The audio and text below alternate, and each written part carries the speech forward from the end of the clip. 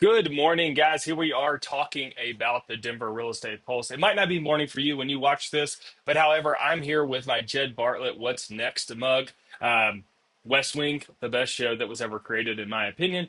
You can have your own opinion, just don't tell me because I think it's fantastic. So, what happened May 14th through the 20th? Really, we saw what we anticipated to see. We continued to see the market be very, very active.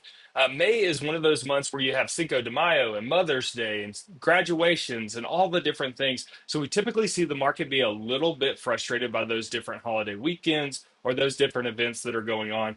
And we saw kind of all of those things get behind us, and we saw that buyer activity pick back up. We saw almost 16,000 showings, which would be kind of the high water mark of where we've gotten to this year. They were up from about 12 to 13,000 showings last week. So you saw more activity, which increased the number of pendings by 7%. So you can see more buyers entered the market or came back to the market or were not busy and joined that. Obviously, with Memorial Day and all of that right there, that's going to be another weekend where you're going to see people going to the mountains and pools are going to open up and all the different things are going to happen. But at least we saw this week pick up. We continue to see listings come to the market. So we're almost at 12,000 listings on the market. That's up about 2.5%. We're seeing getting near historical average of the number of homes that are on the market.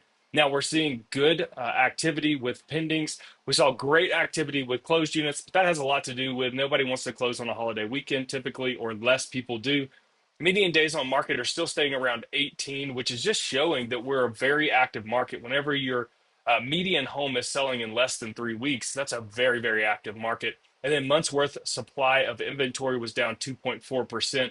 Again, not a huge fluctuation there and not anything really to read into it other than we're seeing buyers have a good choice of listings that are on the market. Sellers are still getting a good price if they price right, but it is no longer the days where you're getting 16 offers in 24 hours and $100,000 over asking price. So if you're a seller and you're expecting that, yeah, you're just not going to get it.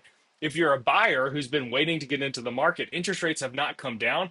However, you're able to negotiate a lot more in the process. So it's getting to historical norms, which is a healthy market. We're continuing to see appreciation year over year. We're going to see that again this year. We're just not going to see those double digit appreciation years like we saw 2020 through 2022, which is actually extremely healthy. We don't need that and don't want that. It crushes affordability in the market, meaning that pay or our income is not keeping up with the price of homes. And therefore, it makes it very, very difficult for people to purchase homes. Not to mention that property taxes and homeowners insurance and all of those are continuing to go up. So we have enough headwind in affordability with those things. We don't need double digit appreciation. I know all you sellers out there are wanting to see your home go in 24 hours and all that stuff. However, it's just not going to happen. That's not the market that we're in. Still a very solid market, great market. If you need to move, want to move, you can still get a great price for your home.